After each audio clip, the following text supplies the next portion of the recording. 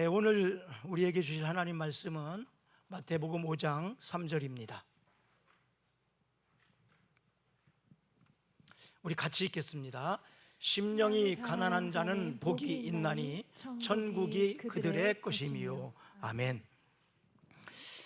보통 사람들은요, 성공하면 행복할 것이라고 생각을 합니다. 그래서 앞만 보고 달려갑니다. 저도 그런 사람 중에 하나였는데, 그런데 어느 정도 목표를 달성하고 도달했을 때 그 기쁨과 그 행복이 그렇게 오래 가지 않는다는 사실을 알았습니다. 행복을 누리는 사람은 목표만 바라보지 않더라고요. 과정을 사랑하고 과정을 즐기는 사람이더라고요. 그래서 그런 사람들은 목표에 도달하지 않아도 이미 행복합니다. 이렇게 말할 수 있어요. 내가 목적한 길을 자동차로 달려갑니다. 그런데 순간적으로 착각을 해서 지름길로 가지 못하고 샛길로 빠져버렸습니다. 그러면 시간과 또 자동차 연료비 여러 모양으로 손해가 될 겁니다. 그러면 그럴 거예요. 내가 왜 그랬지? 난 바보인가 봐. 내가 미쳤나 봐. 내가 왜 길을 제대로 알지 못하고 이렇게 빠졌지? 이렇게 생각하는 사람도 있어요. 그런데 행복을 누리는 사람은 그렇게 생각하지 않습니다. 조금 돌아가더라도 안전하게만 가면 되지. 그래서 돌아가는 길도 그냥 행복하게 갑니다. 여러분은 어떻습니까? 목표를 위해서 앞만 보고 달려가는 사람입니까? 아니면 목표를 향하여 가는 과정 속에서 즐겁고 행복을 누리며 살아가고 있는 사람입니까? 복이 있는 사람은 행복한 사람이라고 말합니다. 그래서 복된 인생이란 뭐냐 하면 후회 없이 살아가는 거예요. 또 다른 사람들에게 칭찬받을 만큼 또 훌륭한 인생을 살아간다고 말할 수 있습니다. 모든 사람은 행복한 삶을 추구합니다. 그러나 진짜 행복한 사람은 많지 않더라고요. 또 이 행복은 다른 사람이 나를 판단하고 평가할 수가 없습니다. 무슨 저런 상황 속에서 행복할 수 있어? 이렇게 말할 수 있어요. 그렇지만 행복은 다른 사람이 평가해 주는 것이 아닙니다. 다른 사람이 단적으로 말할 수도 없습니다. 행복은 내가 나를 판단하는 것입니다. 그래서 다른 사람이 저런 상황 속에서 행복할 수 없을 거라고 말하지만 나는 행복하다라고 말할 수 있다 이 말입니다. 여러분도 진짜 행복한 사람이 되기를 축복합니다. 에덴 동산에서 하나님이 아담과 하와를 만드셨잖아요. 처음에 만들었던 에덴 동산의 아담과 하와는 행복했을까요? 안 행복했을까요? 저는 행복했을 것이라고 생각을 합니다. 타락 이전의 아담은요, 하와는 무엇보다도 행복했을 거예요. 왜냐하면 에덴 동산의 모든 것들을 관리하고 다스릴 수 있는 권세가 아담과 하와에게 있습니다. 안 행복할 수가 있겠습니까? 사랑하는 남편이 있고 사랑하는 아내도 있고 모든 환경들, 모든 동식물들, 모든 자연들을 다 명령으로 다스릴 수 있는 권세가 아담에게 있는데 당연히 행복할 수밖에 없죠. 그래서 아담은 뼈 중에 뼈라고 자기 아내를 소개합니다. 사랑하는 여러분, 그런데 이 아담과 하와가 그것에 만족하지 못하고 하나님과 같이 되고 싶은 욕망이 생겼습니다. 그래서 하나님이 먹지 말라고 한 에덴 동산의 중앙에 있는 선악을 알게 하는 나무, 그 열매를 먹어버렸습니다. 뱀이 사단의 지시를 받아서 그 열매를 먹으면 너는 하나님같이 될 거야, 너는 하나님 같은 능력을 갖고 너는 하나님같이 지혜로워질 거야, 이 꾀임에 넘어가 버린 거예요. 그래서 아담과 하와는 지금 너무나 행복하지만 하나님같이 된다는 그 말에 넘어가서 결국 해서는 안 되는 일, 선악을 알게 하는 나무의 열매를 따먹어 버렸습니다. 결국 하나님의 진노를 받게 된 거예요. 그리고 그는 즉시 모든 행복을 잃어버리게 됩니다. 인간의 교만은 바로 행복을 파괴해서 불행하게 만드는 거예요. 잠언 16장 18절부터 19절까지 한번 읽어볼까요? 교만은 패망의 선봉이요 거만한 마음은 넘어짐의 앞잡이니라. 겸손한 자와 함께하여 마음을 낮추는 것이 교만한 자와 함께하여 탈취물을 나누는 것보다 나으니라. 복된 인생을 살기 위해서는 그래서 누구와 함께하느냐가 중요합니다. 누구와 함께하느냐, 또 무엇을 즐거워하느냐. 좋은 사람과 어울리면 좋은 일을 합니다. 나쁜 사람하고 어울리면 나쁜 일을 합니다. 그래서 누구와 친하게 지내느냐, 누구와 어울리느냐, 이것은 매우 중요합니다. 잠언 19장 6절 한번 읽어보겠습니다. 너그러운 사람에게는 은혜를 구하는 자가 많고 선물 주기를 좋아하는 자에게는 사람마다 친구가 되느니라. 선물 주기를 좋아하는 자에게는 사람마다 친구가 된다. 또 27장 10절 내 친구와 내 아비의 친구를 버리지 말며 내 환난날에 형제의 집에 들어가지 말지어다. 가까운 이웃이 먼 형제보다 나으니라. 또 잠언 27장 17절 말씀 철이 철을 날카롭게 하는 것 같이 사람이 그의 친구의 얼굴을 빛나게 하느니라. 어떤 사람과 어울리느냐는 그래서 중요한 겁니다. 어떤 친구는 자꾸 마음을 상하게 하고 자존심 상하게 하고 체면을 떨어뜨리는 친구가 있어요. 어떤 친구는요, 그 친구하고 있으면 내가 공주가 된 것 같아, 왕자가 된 것 같아, 내가 굉장히 잘난 사람 같이 돼, 내가 잘생긴 사람 같이 보여요. 그래서 어떤 친구하고 있느냐는 매우 중요합니다. 어울림과 즐거움의 대상을 잘 선택해야 됩니다. 시편은요,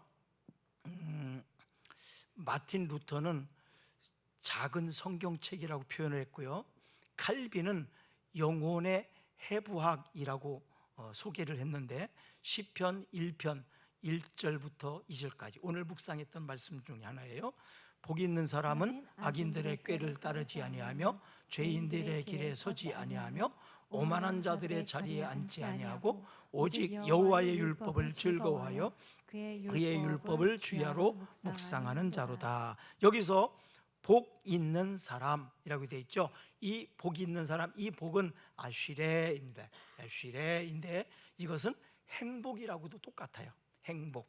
그래서 행복한 사람은 어떤 사람이냐, 복 있는 사람은 어떤 사람이냐, 똑같은 얘기예요. 금년도 우리 교회 표어는 나는 행복합니다. 당신도 행복하시길 바랍니다. 그렇게 고백할 수 있도록 만들 거예요. 또 그런 사람이 되시기를 축복합니다. 한번 해볼까요? 나는 행복합니다. 당신도 행복하시길 바랍니다. 나는 행복합니다. 옆 사람에게 행복하시길 어머니 나는 행복합니다. 어머니도 행복하시길 바랍니다. 우리 이순덕 권사님 옆에 큰아들이거든요. 큰아드님이에요. 그러니까 어머니 나는 행복합니다. 어머니도 행복하시기를 바랍니다. 이거만큼 좋은 인사가 어디 있겠어요? 그렇죠? 이거만큼. 근데 여기서 보니까 복이 있는 사람이 행동하지 않는 거 세 가지가 나와요. 그리고 복이 있는 사람이 취하는 행동이 나와요. 자, 읽으셨죠? 실력이 아닙니다. 시력만 좋으면 됩니다. 자, 세 가지. 첫째, 뭐예요? 뭘 안 한다고요? 죄인들의 길에? 자, 그건 두 번째고, 첫 번째, 자, 악인들의 꾀를 따르지 아니하며. 아까 말씀드렸죠. 좋은 사람들과 어울리면 좋은 일을 하고 나쁜 사람들하고 어울리면 나쁜 사람을 하며 살아요. 그러니까 좋은 사람들하고 어울려야 된다 이 말입니다. 나쁜 사람들의 속임수, 꾀임에 넘어가면 안 된다 이 말입니다. 나쁜 사람들의 꾀임에 넘어가지 마시기를 바랍니다. 그래야 행복합니다. 두 번째는 뭐죠? 죄인들의 길에 서지 아니하며. 죄를 짓는 자리에 있지 말기를 바랍니다. 죄를 짓는 자리가 있으면 박차고 나오시기를 바랍니다. 그 자리를 빨리 벗어나시기를 바랍니다. 아담과 하와가 바로 사단이가 뱀을 통해서 꼬이는데 싹 넘어가 버린 거예요. 하나님이 먹지 말라고 한 나무, 저거 먹어도 괜찮아. 그러니까 저거 먹으면 죽는다고 했는데 아니야. 진짜 하나님이 죽는다고 했어? 그러니까 이 하와가 뭐라고 그러냐면 살짝 말이 바뀌어요. 하나님은 정령 죽으리라 그랬는데 하와는 뭐라고 말하면 죽을까 하노라. 지금 뭐 살짝 안 죽을 수도 있다는 얘기가 뉘앙스가 있는 겁니다.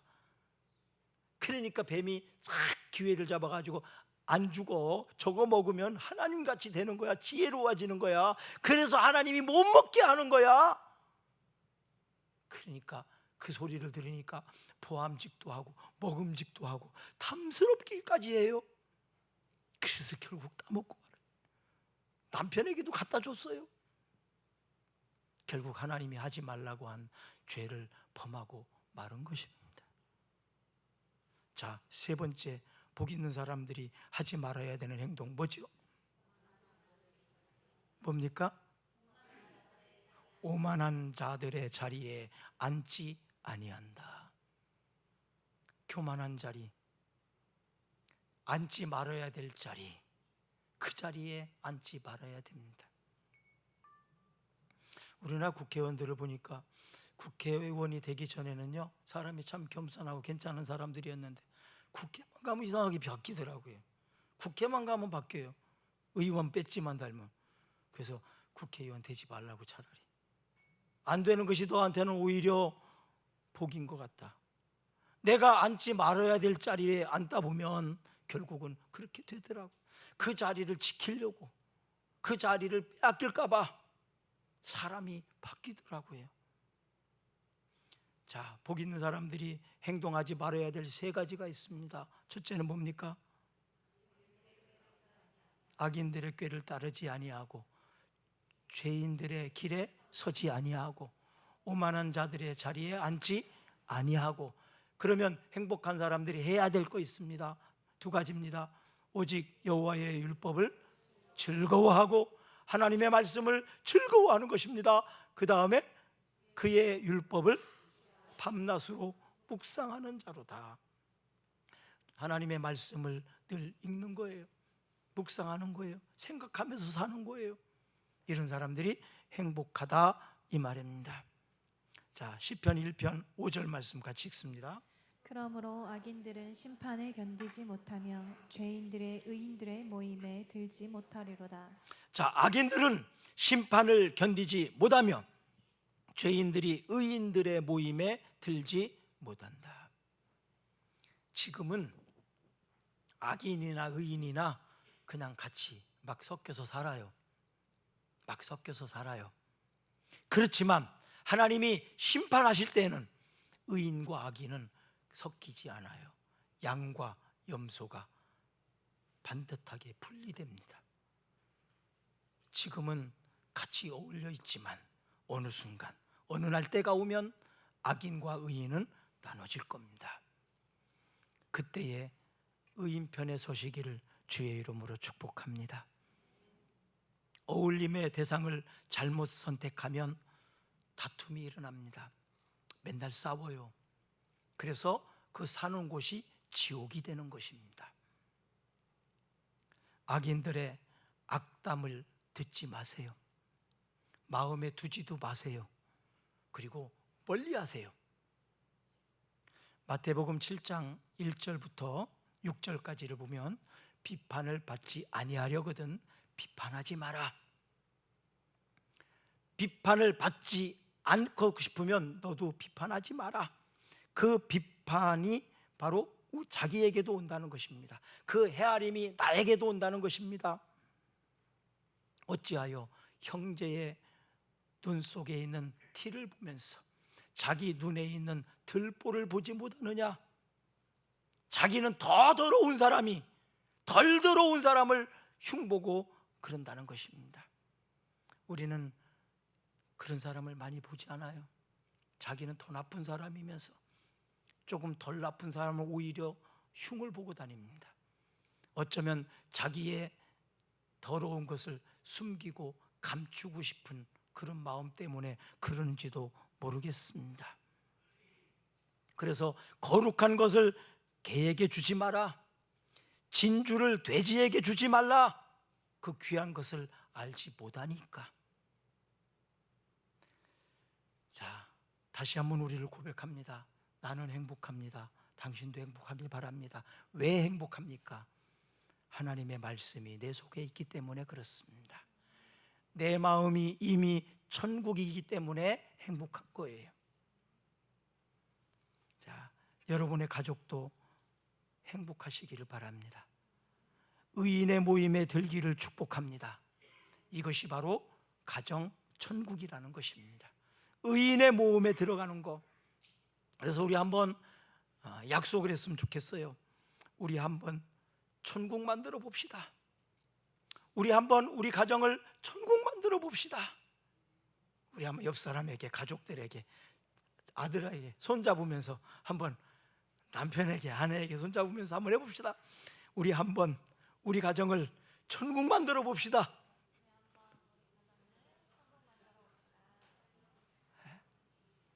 자, 회사로 이렇게 맡겨진 사람들은 우리 한번 우리 회사를, 우리 사업장을 천국 만들어 봅시다. 할렐루야. 천국 되기를 축복합니다. 아이들 천국 지역아동센터가 저쪽에 있잖아요. 그 이름을 제가 지은 거거든요. 근데 그 후에 몇 개가 생겼더라고요. 센터 이름을 뭐로 지을까? 일반인들도 좀 거부감이 없는 거, 그 일반인들에게도 좀 좋고 또 기독교 냄새도 좀 나고, 그러다가 천국. 자, 근데 천국이라 그러면 좀 그러니까 아이들이 모이는 곳이니까 아이들 천국 이렇게 이름을 지었거든요. 그래서 이름 덕도 톡톡히 보고 있습니다. 아이들의 천국, 아이들의 천국. 정말로 저는 아이들의 천국이 되고 싶은 그 마음, 그렇게 만들고 싶은 마음 때문에 그렇게 한 겁니다. 예수님은 오늘 말씀이 암흑과 같은 포로 시기에, 지금 이스라엘이요 포로 시기입니다. 로마의 지배를 받고 있던 때입니다. 그러니까 우리나라가 옛날에 일제의 그 포로, 일제의 그 다스림을 받고 있을 때랑 비슷한 거예요. 그런 상황 속에서 이스라엘 백성들을 새롭게 하기 위해서 하신 말씀이거든요. 그들을 향하여 예수님 이렇게 말씀하십니다. 심령이 가난한 자는 복이 있나니 천국이 그들의 것이며. 한 절입니다. 여기서 나오는 복은 헬라어로 마카리오이입니다. 마카리오이.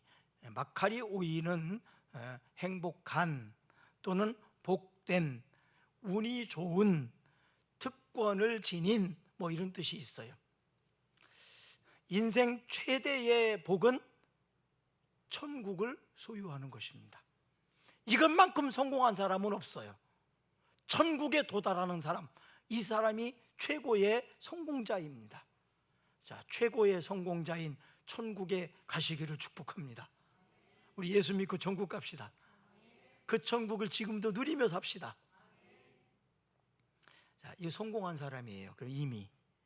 그래서 오늘 본문을 조금 다르게 번역을 해보면 심령이 가난한 사람은 행복합니다. 왜냐하면 천국에 들어가기 때문입니다. 마음이 가난한 사람은 행복합니다. 왜냐하면 이미 그 마음이 천국이기 때문입니다. 이렇게 표현해도 됩니다. 마음은 행복의 문을 여는 열쇠와 같습니다. 그래서 사람들은 마음 먹기 나름이라고 말합니다. 그런 얘기 들어보셨죠? 저만 들었나요? 마음 먹기 나름이잖아요.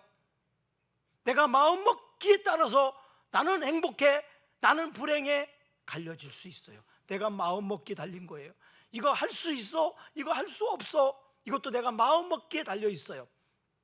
내가 할 수 없다고 그러면 이미 내 몸에게 할 수 없대, 하지 마. 그래서 몸이 할 생각을 안 합니다. 그런데 내 마음으로 할 수 있어, 해야 돼, 그러면 내 몸이 반응을 하기를, 야, 마음에서 하래, 해야 된대. 그럼 몸이 이제는 반응하는 거예요.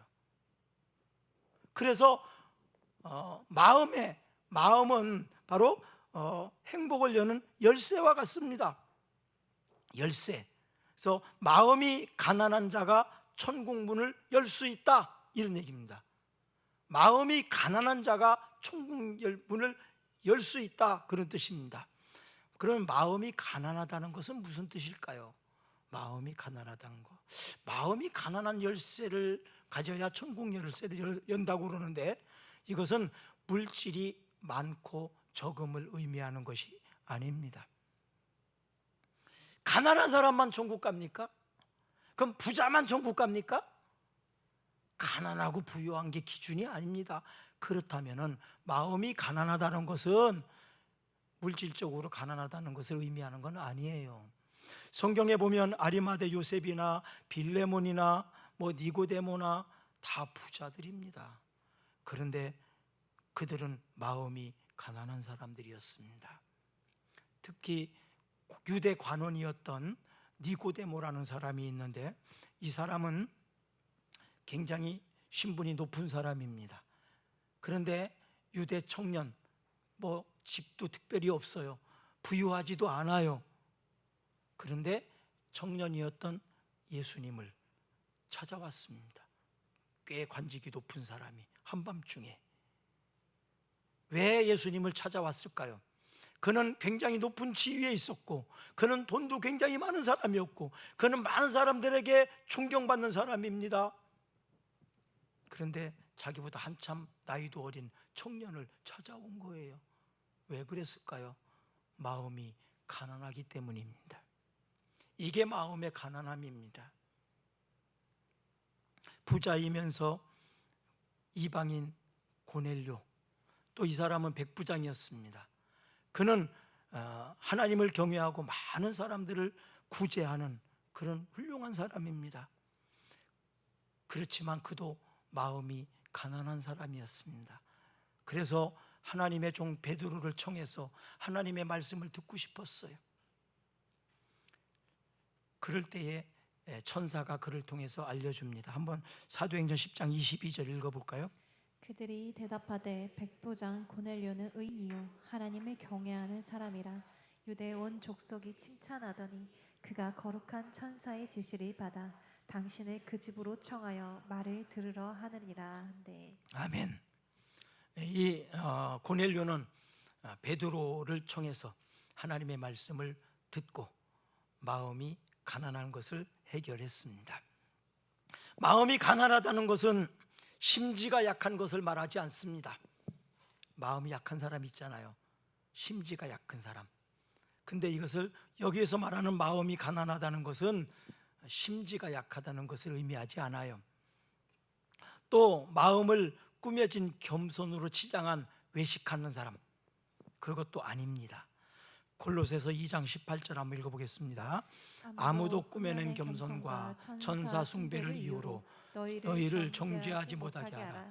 그가 그 본 것에 의지하여 그 육신의 생각을 따라 헛되이 과장하고 외식하는 것을 말하지 않아요. 마음이 부유한 사람들은 자기 철학과 자기 주장 그리고 선입견으로 가득 차 있습니다. 그래서 다른 사람들의 말을 듣지 않습니다. 고집이 셉니다.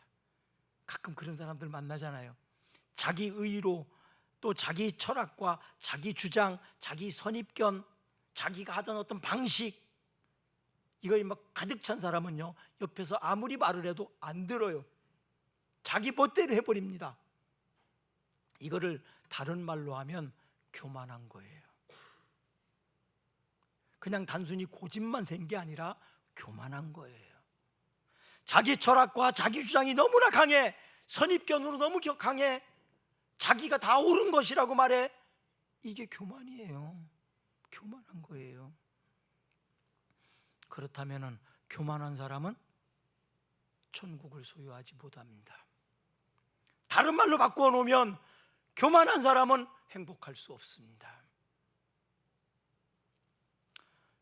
마음이 가난한 사람은 자신과 이웃 그리고 환경을 잘 받아들입니다. 다른 사람의 말을 경청합니다. 자기가 하는 방식이 있어요. 자기 철학이 있어요. 자기 주장이 있어요. 자기가 해오던 방식이 다 있잖아요. 그렇지만 누가 옆에서 얘기를 하면 일단 잘 듣습니다. 들어봅니다. 그리고 그런 방법도 한번 생각해 봅니다. 그런데 교만한 사람은 들으려고 하지도 않아요. 내 방식대로 하려고 자기 고집대로 해나갑니다. 빌립보서 4장 11절 한번 읽어보겠습니다. 내가 궁핍함으로 말하는 것이 아니라 어떠한 형편에든지 나는 자족하기를 배웠노니. 이것은 사도 바울이 한 말인데요, 원래 사도 바울도 자기 고집이 좀 센 사람이에요. 자기 철학이 분명한 사람입니다. 그리고 자기가 한번 마음 먹으면요, 그는 뭐든지 해내는 사람이에요. 이 바울은 유대인 중에 유대인이고요, 당시에 로마 시민권을 취득한 사람입니다. 그뿐만 아니라요, 이 바울은요, 당시에 최고 가는 학문을 배운 사람이에요. 가말리엘 문화에서 배운 사람. 그러니까 공부도 탑을 끄는 사람이에요. 그런 사람 좀 고집 있잖아요. 자기 철학 있잖아요. 지독하지 않으면 그렇게 못하는 거예요. 독해야만 그러는 거거든요. 독해야만. 어떻게 말하면 독한 사람입니다. 그는 집안이 괜찮은 집안이었기 때문에 가난하게 살 이유가 없는 사람이에요. 그러니까 그런 문화 속에서 사는 사람이 가난한 사람을 어떻게 이해할 수 있겠습니까? 공부를 항상 탑으로 하는 사람이 공부하지 못하는 사람을 어떻게 이해할 수가 있겠습니까? 하면 된다, 해보자, 안 되는 게 뭐가 있냐, 그런 마음을 가지고 사는 사람이 낙심하고 절망해 있는 그런 사람의 형편을 어떻게 이해할 수가 있겠습니까? 도저히 이해할 수가 없어요. 그런데 이 바울이 하나님의 훈련으로 경험하게 합니다. 가난에 처해 보기도 하고, 핍박을 억울하게 당해보기도 하고, 억울하게 감옥도 가보게 하고, 그런 경험을 다 해보고 나니까 이 사람이 게을러서 가난한 게 아니구나, 이 사람이 큰 범죄를 저질러서 감옥에 간 것이 아니구나, 억울하게 갈 수도 있구나, 이 사람이 노력을 안 해서 공부를 못하는 게 아니었구나, 머리가 너무 안 좋아서 아무리 하려고 해도 안 되는 사람도 있구나, 그런 형편들을 다 이해하게 되는 거예요. 그래서 가난에도 처해보고 부한 것도 처해보고 이것저것 다 경험해보니까 그런 사람들이 이제 이해하게 된 거예요. 사람들의 형편을 내 기준으로 판단하면 안 됩니다. 다 나름대로 형편이 있잖아요. 사정이 있잖아요. 그런데 그렇게 하지 못하는 사람이 바로 교만한 사람이에요. 이 교만한 사람이 지도자가 된다면 어려운 사람을 어떻게 이끌어갈 수 있겠습니까? 그래서 마음이 가난하다는 것, 이것은요, 하나님 저를 불쌍히 여겨주십시오, 이런 태도입니다. 하나님 저를 불쌍히 여겨주세요, 그렇게 말하는 사람이에요. 자, 마태복음 15장 22절 한번 읽어봅니다. 가나안 여자 하나가 그 지경에서 나와서 소리질러 이르되 주 다윗의 자손이여 나를 불쌍히 여기소서. 내 딸이 흉악하게 귀신 들렸나이다 하되. 아멘. 가나안 여자가요, 딸이 흉악한 귀신 들려가지고 고칠 수가 없었어요. 그래서 예수님의 소식을 듣고 예수님께 와가지고, 예수님, 저를 불쌍하게 여겨주세요. 그리고 내 딸을 좀 고쳐주세요. 이렇게 부탁하는 것입니다.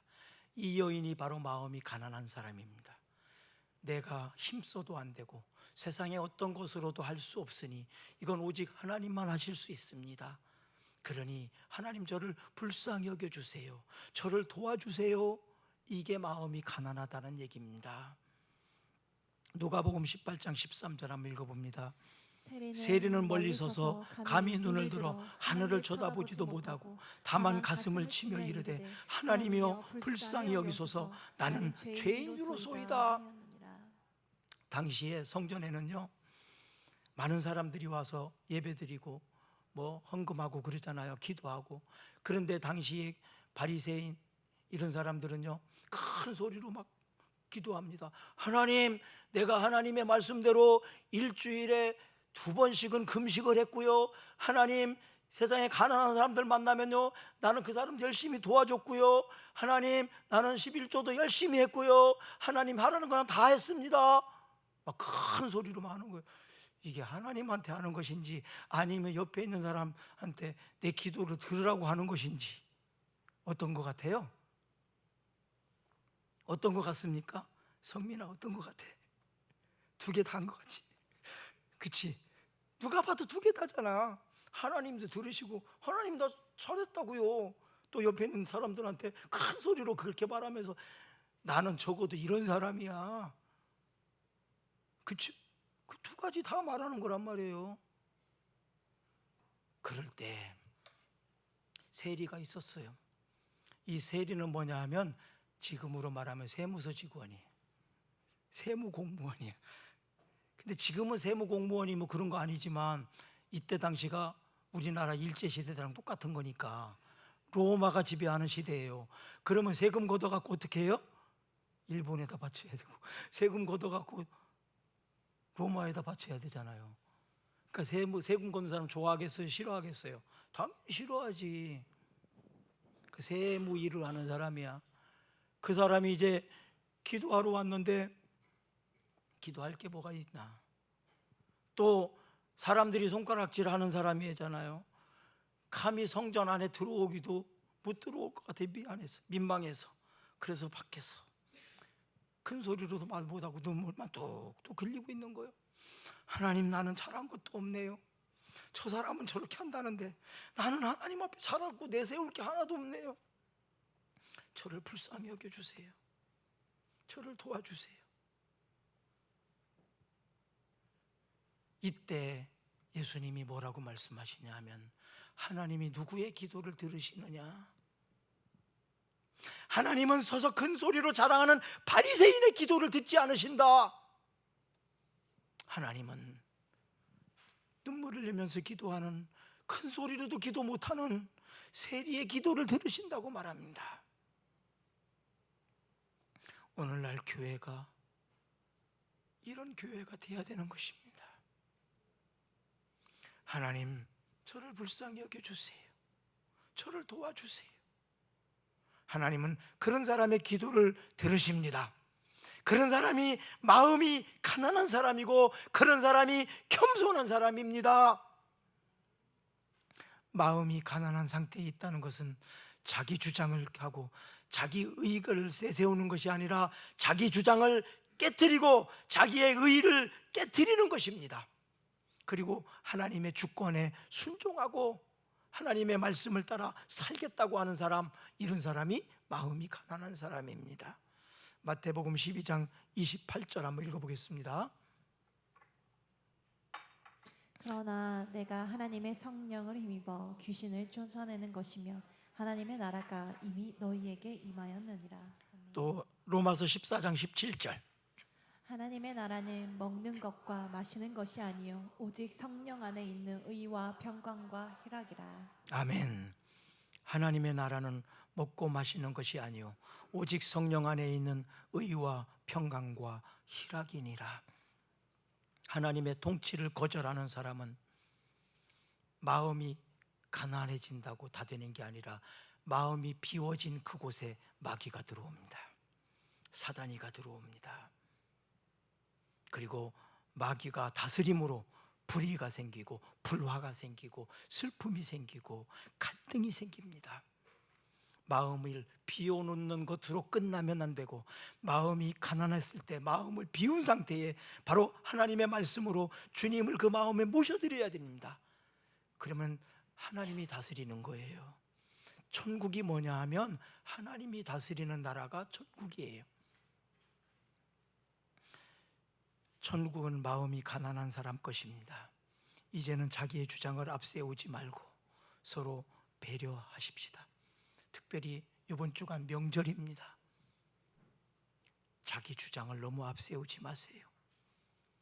갈등만 일어납니다. 다 사람마다 생각이 있어요. 가고 싶은 곳이 있고 먹고 싶은 것이 있어요. 자기 방법이 있어요. 이제는 내 주세요. 그리고 상대의 방을 맞춰주세요. 그럴 때 근본 명절이 천국이 될 것입니다. 행복해질 것입니다.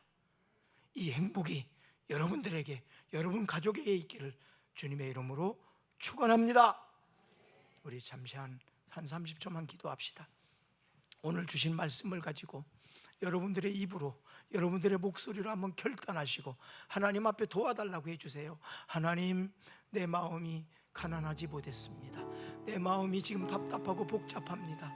우리 가정이, 우리 형제들이, 우리 친인척들이 하나님 천국이 되었으면 좋겠습니다. 행복했으면 좋겠습니다. 내가 먼저 그렇게 하겠습니다. 천국으로 만들어 주세요. 다스려 주세요. 행복하게 해주세요. 예수님 이름으로 기도합니다. 아멘. 우리 다 같이 일어나셔서 찬양하겠습니다.